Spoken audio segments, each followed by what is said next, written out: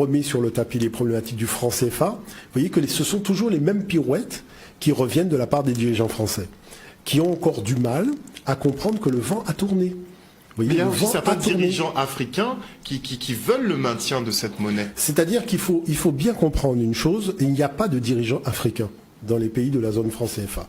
Il y a des assistants de l'État français qui ont été placés là depuis l'époque coloniale pour gérer les intérêts des multinationales françaises. Ça, il faut le savoir.